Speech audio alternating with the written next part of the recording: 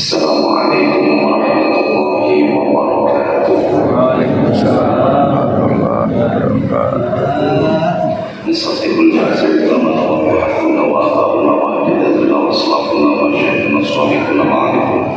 Ya Allah Ta'ala yudkhilu niyatina fi niyatihim wa amalana fi amalihim wa akhlaqana fi akhlaqihim wa maqasidana fi maqasidihim ala hadhihi wa fi niyatin salihah min khairat dunya wal akhirah. وإلى حضرة المصطفى محمد صلى الله عليه وسلم خصوصا إلى وحده الإمام الفاضل والإمام الواصل الشيخ سيد بن عبد العزيز بن سيد الملك الذي رفع الله به وجهه في الدارين من الفاتحة.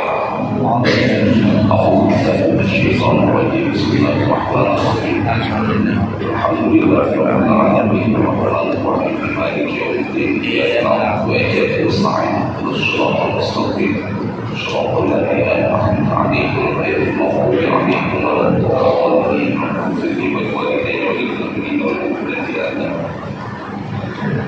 بسم الله الرحمن الرحيم الحمد لله رب العالمين وبه نستعين على أمور الدنيا والدين اللهم صل وسلم وبارك على سيدنا محمد وعلى آله وصحبه أجمعين. رب اشرح لي صدري ويسر لي أمري واحلل عقدة من لساني يفقهوا قولي. رب زدني علما وارزقني فهما رب زدني علما وارزقني فهما رب زدني علما وارزقني فهما آمين يا رب العالمين. أما بعد سعادة الكرماء مشايخنا الأعزاء وعلماء الأجلاء para alim, para ulama, para asatidz, para dewan guru, para sesepuh bini sepuh tokoh masyarakat, khusus Akhilafillah Al-Mukarram Al-Mukarram Kiai Haji Murjani serta Guru Masudi dan segenap pengurus Masjid Besar Al-Qubat yang tidak bisa kami sebut satu persatu, tidak mengurangi rasa hormat kami, dan segenap para bapak hadirin, ibu-ibu hadirat rahimani wa rahimakumullah. Alhamdulillah, mari kita bersama-sama untuk bertasyukur kepada Allah Subhanahu wa taala. Shalawat dan salam tetap tercurah pada baginda Nabi Muhammad sallallahu alaihi wasallam yang berkaitan dengan kehidupan kita dalam sehari-hari, di mana dalam kitab Zubat mengatakan wa kullu man bi ghairi 'ilmin ya'malu 'amaluhu madhudatun lahu. Setiap amal perbuatan yang dikerjakan tanpa didasari dengan ilmu, maka seluruh amal perbuatannya tersebut dinilai tidak ada artinya ditolak oleh Allah, tidak berbobot, kemudian tidak diterima oleh Allah Subhanahu wa taala. Artinya setiap amal perbuatan baik itu wajib maupun sunnah, tentu yang paling inti adalah kewajiban, wajib, seperti halnya kita menjalankan sholat. Lantas kemudian apabila kita menjalankan sholat tanpa didasari dengan hukum-hukum ilmu sholatnya, maka sholat itu tidak diterima oleh Allah. Artinya percuma, nilainya kosong. Maka daripada itu, pada kesempatan di pagi hari yang cerah ini, mari kita sambut bersama-sama untuk sterilisasi tentang masalah sholat. Maka Allah Subhanahu wa taala menghimbau kepada kita sekalian bahwa innas sholata kanat 'alal mu'minina kitaban mawquta, yang mana dalam hal ayat ini menjelaskan sesungguhnya sholat ini atas orang-orang yang beriman, baik laki maupun yang perempuan, sehingga kita dipanggil oleh Allah Subhanahu wa taala dengan hamba-hamba yang beriman. Maka tentu otomatis kita wajib untuk menjalankan yakni sholat 5 waktu kita mawquta yang sudah ditentukan oleh Allah waktunya, ay mafruḍan bil waqti. Maka daripada itu tidak boleh, tidak wajib dikerjakan, tidak pandang bulu, siapapun itu wajib mengerjakan kecuali mereka yang tidak berpikir, mereka yang tidak mempunyai akal, yakni orang gila, tidak wajib untuk menjalankan sholat. Maka dalam ayat lain, ya ayyuhalladzina amanu, wahai sekalian manusia yang beriman, lagi-lagi Allah memanggil kita dengan hamba yang beriman. La tuhibum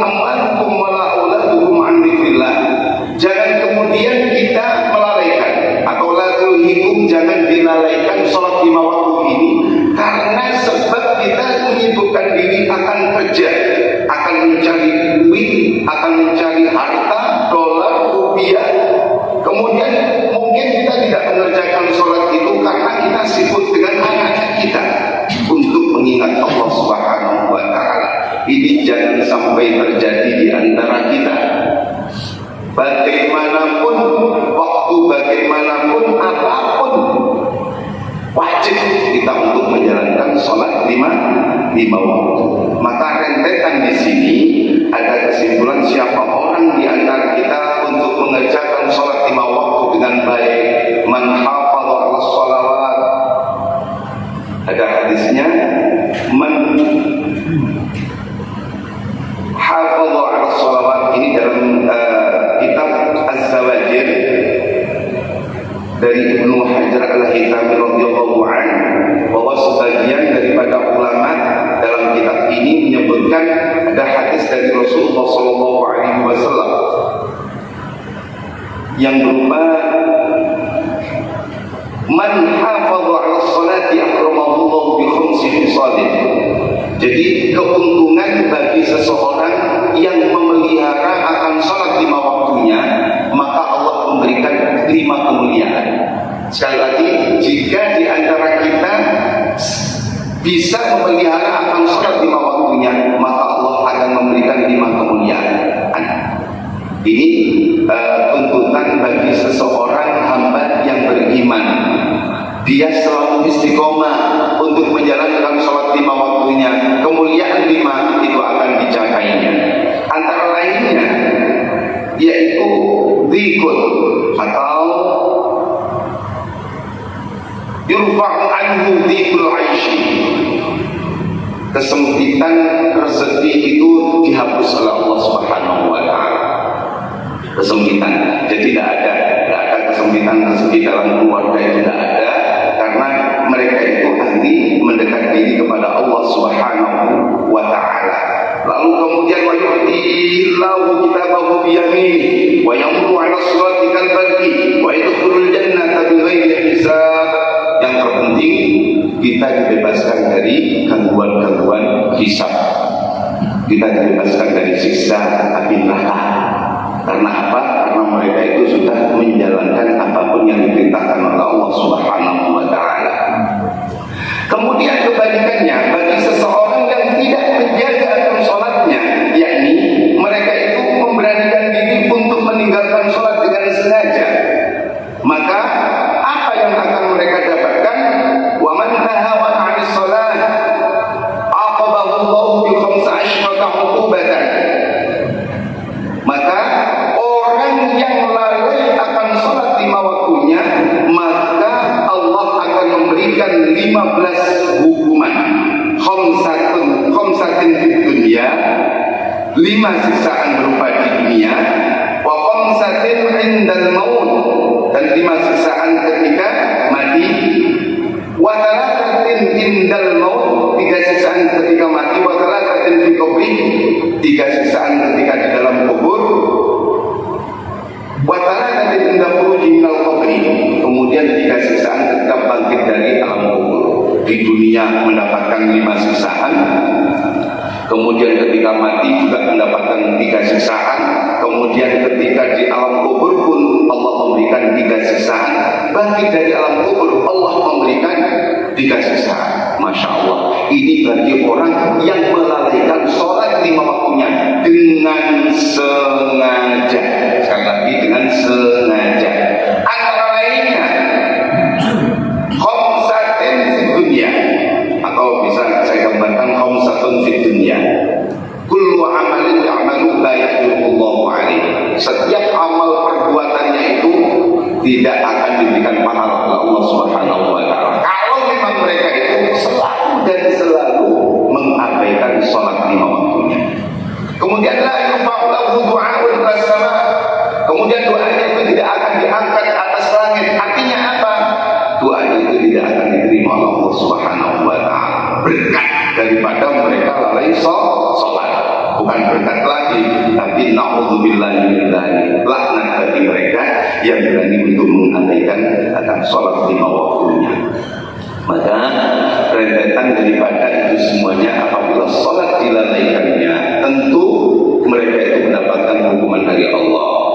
berkaitan dengan hadis ini keseluruhannya, saya ambil kesimpulan nanti di dalam satu riwayat nanti di dalam neraka itu ada yang namanya neraka jahanam. Ketika Rasulullah SAW naik ke atas lalu dipertemukan oleh malaikat Jibril ke neraka Sakor dan neraka-neraka yang lainnya termasuk neraka jahanam. Lalu kemudian ketika beliau Nabi Muhammad masuk ke neraka jahanam, beliau menanyakan, wahai malaikat Jibril, ini apa? Ini neraka jahanam. Ini khusus untuk siapa? Diam malaikat Jibril. Diam lagi, diam sampai beberapa kali pertanyaan yang diajukan oleh Rasulullah SAW. Ternyata malaikat Jibril sengaja untuk menjawabnya. Ya Rasulullah, aku sengaja ini aku beritahu engkau karena engkau sudah memaksa kami untuk menjawabnya. Ini adalah neraka jahanam yang mana penghuninya banyak di antara kalangan umatku. Langsung seketika itu Nabi Muhammad menangis dengan menjerit. Artinya apa? Artinya Rasulullah tidak terima dengan apa yang Allah berikan hukuman terhadap umatnya. Bagaimana nanti dengan umatku yang tidak mampu melihat wajahku? Bagaimana dengan umatku nantinya mereka tidak pernah mendengar apa yang aku ucapkan ini? Maka sehingga untunglah ada kalangan sahabat dan seterusnya sampai pada ulama. Maka di neraka jahanam tersebut terdapat jurang yang mana jurangnya itu paling dalam sendiri disebut dengan jurang lam-lam. Lalu di dalam jurang lam-lam tersebut terdapat ular-ular. Nah, masing-masing daripada ular itu sekebal leher unta. Masya Allah, ini sekebal leher unta. Lalu kemudian panjangnya ular tersebut perjalanan sejauh 1 bulan. Ketika ular itu diperintahkan oleh Allah untuk menggigit pada orang tarikas sholat, orang yang meninggalkan sholat dengan sengaja, amdan, mereka digigitnya sampai dagingnya ini sakitnya itu sampai 70 tahun. Hancur digigit lagi, hancur digigit lagi, sampai seterusnya seperti itu. Maka inilah, jangan sampai di antara kita memberanikan diri untuk meninggalkan sholat dengan sengaja. Bapak Ibu jamaah dan muliakan Allah Subhanahu wa taala, inti ahkam sholat, bahwa dalam sholat itu ada yang namanya syarat, ada yang namanya rukun. Ini yang harus kita ketahui bersama. Waktu kurang 10 menit atau 5 menit mungkin ya. Syarat, rukun. Apa itu syarat, apa itu rukun? Kesimpulannya, menurut dasar-dasar fikih, syarat itu segenap sesuatu untuk kita lakukan ketika hendak mengerjakan kefarduan. Itu syarat. Kemudian kalau rukun, segenap sesuatu pekerjaan yang dilakukan pada saat melakukan kefarduan. Nah, di antara lainnya syarat-syaratnya itu adalah menutup aurat satu rajulin. Kalau misalkan laki-laki itu antara pusar sampai lutut. Andaikan ada seseorang menjalankan sholat dengan pakai celana 3/4 boleh. Yang penting menutup aurat lutut, di bawahnya lutut. Jangan sampai bersamaan pas dengan lututnya. Karena ada bahasa tahta, ada bahasa fauqa. Ya, yang benar itu tahta. Nah, tahta kubah ini di bawah lutut ketika kita menjalankan sholat bila dihukumi sah, karena itu bagian daripada syaratnya. Kemudian pusatnya harus tertutup. Andaikan di antara bapak kok ada yang menjalankan sholat dengan celana tanpa kaos, boleh tak? Boleh, tapi ditafsir dulu. Yang penting pusatnya ditutup, kemudian lututnya tertutup. Andaikan ada. Tapi kalau ada, ya Allah, mungkin setengah hilang, mungkin ya, sudah ada sarung, ada celana. Ini andaikan kita tidak punya pakaian sama sekali, tiba-tiba ada satu pakaian itu kok, misalkan ke hutan atau musafir dan seterusnya. Kemudian mengetahui akan sunnah dan fardu itu wajib itu syarat gitu ya. Andaikan tidak mengerti mana syaratnya, mana sunnahnya, mana fardunya, kayak sholat itu banyak antara sunnah dan fardunya, rukunnya. Kemudian dalam untuk pun juga ada seperti mengusap sebagian mengusap telinga itu bukan fardu tapi sunnah. Loh kok tiba-tiba ada orang yang mengkupi kamu wudhunya tadi enggak tanpa mengusap telinga, enggak sah kamu itu.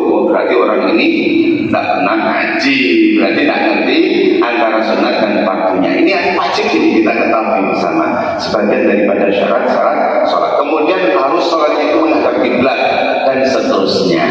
Harus suci dari hadas besar, hadas kecil, kemudian suci pakaian, suci seterusnya sudah. Kemudian yang berikutnya adalah farduha. Kemudian fardunya sholat.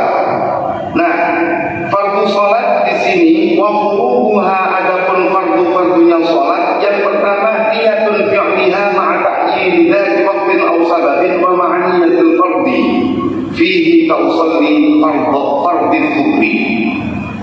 Jadi yang pertama rukun sholat itu adalah niat. Niat ini dalam konteks kitab ini menunjukkan yang pertama harus ta'yin, menentukan sholat apa di situ. Atau diibaratkan ketika kita mengerjakan sholat sunnah. Sholat sunnah yang memiliki waktu ataupun memiliki sebab. Kalau sholat yang memiliki waktu itu seperti sholat apa? Sholat duha, sholat qobliyah, ba'diyah dan seterusnya itu yang memiliki waktu. Kalau memiliki sebab itu seperti apa? Kayak sholat apa namanya, Idul Fitri, Idul Adha, nah itu ya. Kalau misalkan sebab itu karena ada apa, kepingin minta hujan gitu ya. Tapi tidak apa namanya, tidak begitu wajib sebetulnya sih. Ingkana sholatu naflan. Ya, waktan au sababan atau waktin au sababin wajibal qasdu wa ta'yin. Kalau untuk masalah sholat itu syaratnya hanya dua. Kemudian kalau fardu itu ditambahi satu yang tidak dimiliki oleh naflan, sholat sunnah. Kesimpulannya niat itu ada syarat tiga dalam sholat fardu. Saya ulangi, ketika kita menjalankan sholat fardu zuhur, asar, maghrib, isya dan subuh, yang pertama rukun dalam sholat itu pertama niat. Niat sendiri itu mempunyai tiga syarat. Syarat yang pertama adalah qasad. Qasad itu apa? Sengaja dalam arti Indonesia saya niat sholat usolli. Kemudian yang kedua ta'yin, menentukan apa yang dilakukan sholat pada saat itu. Berarti kita menjalankan sholat subuh itu namanya ta'yin. Nah kalau di Indonesia kan saya niat sholat subuh itu ta'yin. Kalau di Arab kan usolli subahan. Kemudian syarat yang ketiga yang tidak dimiliki oleh sholat sunnah, niyatul fardiyah. Apa itu fardu? Niat farduan. Usolli fardhas subahi. Tiga syarat ini yang harus dikembangkan dalam sholat. Andai kata tiga syarat ini tidak dilakukan, tidak diucapkan, tidak dimasukkan dalam kaitan niat, maka sholatnya tidak sah. Nah kalau kita Indonesia kan usolli fardhas subahi, saya niat sholat fardu subuh, saya niat sholat fardu subuh. Jangan sampai itu dikurangi. Misalkan saya niat sholat subuh, nggak sah. Saya niat sholat fardu, nggak sah pula, karena takyinnya nggak disebutkan. Itu banyak. Usolli sunnah, usolli fardhas subahi, usolli sunnah, usolli fardhal dhuhri, usolli fardhal asri, usolli fardhal maghribi, seperti itu. Tapi apakah itu disebut dengan niat? Ya, itu namanya melafazkan. Ya, yang disebut dengan niat itu ain qarnatan bil qalb. Ya, ini di dalam hati dibarengkan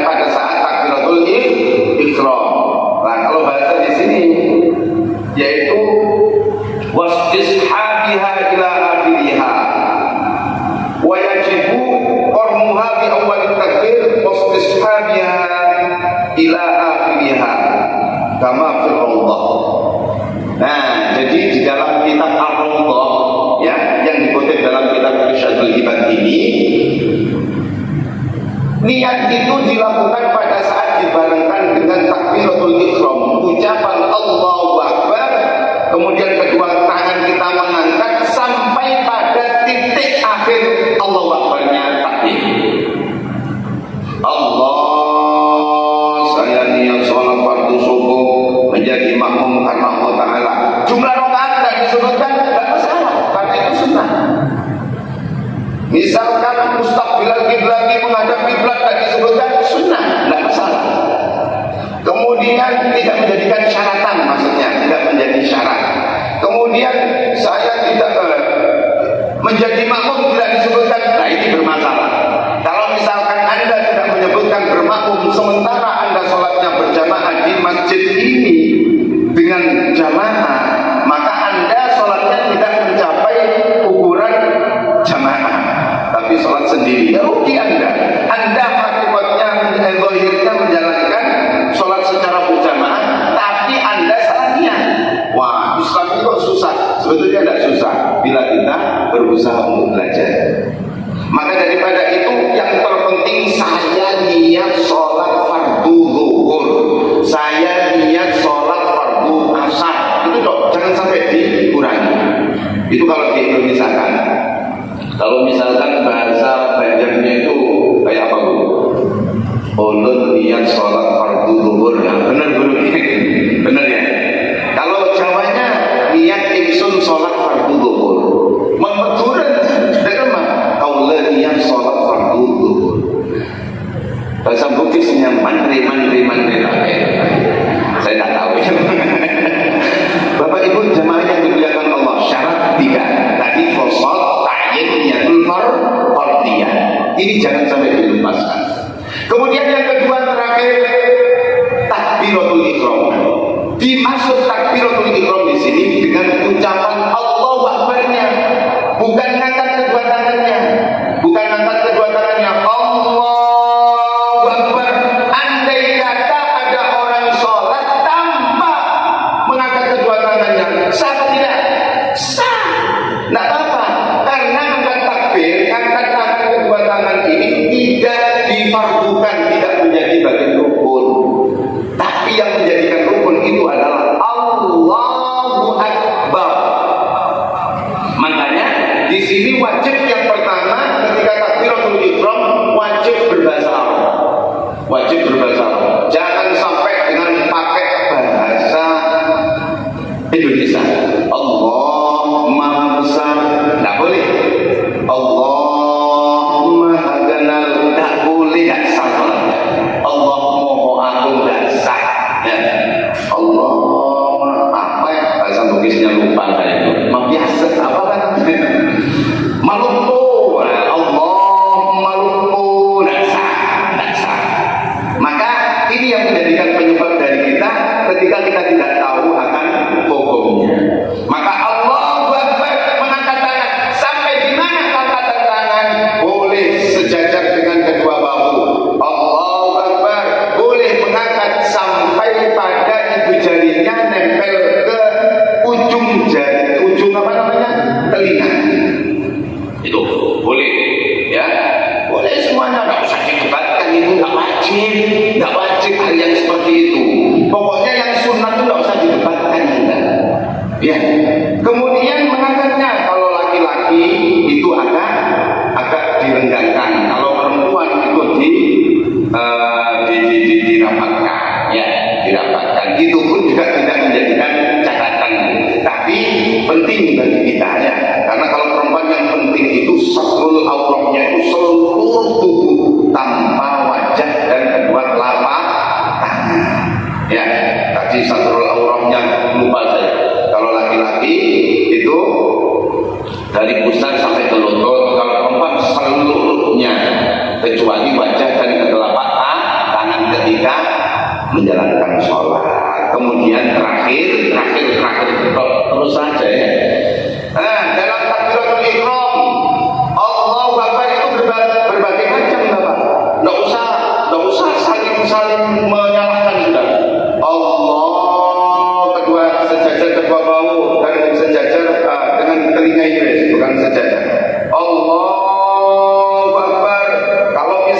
Imam Syafi'i, mohon maaf.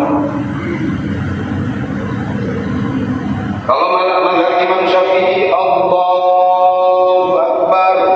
Nah ini di bawah dada, di atas pusat. Kemudian versi Imam Syafi'i yang kedua, Allahu Akbar. Nah ini nutup alal qalbi. Hati itu ternyata di sini. Kalau kita kan pahamannya di sini.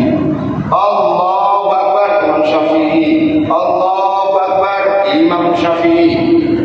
Allahu Akbar Imam Maliki. Mas di atas pusat. Allahu Akbar Imam Hanafi Hambali di bawah pusat. Pengikutnya banyak yang dari Pakistan, Turki, India gitu ya. Itu Hanafi dan Hambali rata-rata. Kayak di Mekah itu sebagian ya, Hambalinya tadi. Nah seperti ini di bawah pusat. Ada lagi Allahu Akbar. Nah di atas dada. Ini siapa ini? Sifat Nabi, yaitu apa? Imam Muhammad Nasiruddin Albani. Nah seperti ini. Tapi waktunya tidak seperti ini. Padang ada. Wah ini mengganggu ini ya, mengganggu banget ini bagi saya pribadi loh, tak khusus bagi saya. Kalau ada saya orang sholat di sebelah kanan kiri saya tak injak itu. Tapi itu bahasa saja, dengan ada saya tidak berani, tidak batal sholat saya, rugi saya, dosa lagi. Kemudian yang terakhir Allahu Akbar, lepas, tak usah sedekah.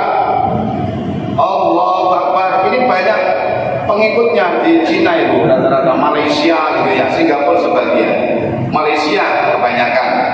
Imam siapa? Maliki. Tidak apa-apa, sampai sholat Allahu Akbar tidak apa-apa, Allahu Akbar tidak apa-apa, Allahu Akbar tidak apa-apa. Ya, yang penting Allahu Akbar. Nah, itu tidak boleh.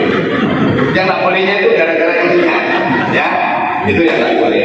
Bapak Ibu jamaah sekalian yang dimuliakan Allah Subhanahu Wa Taala. Mungkin hanya ini saja sampai di Allahu Akbar-nya. Insya Allah saya lanjutkan sampai ke bab akhir dalam masalah sunat hayat dan apaatnya. Masih ada kesempatan 2 kali pertemuan untuk usul-usulnya. Dan insya Allah kami lanjutkan tentang masalah rukun-rukun sholat. Mohon maaf jika ada keterlambatan selesainya ngaji. Usikum wa nafsi bitaqwallah, mudah-mudahan manfaat maslahah untuk kita semuanya. Al-Fatihah. Alhamdulillah minasyaitonir rajim. Bismillahirrahmanirrahim.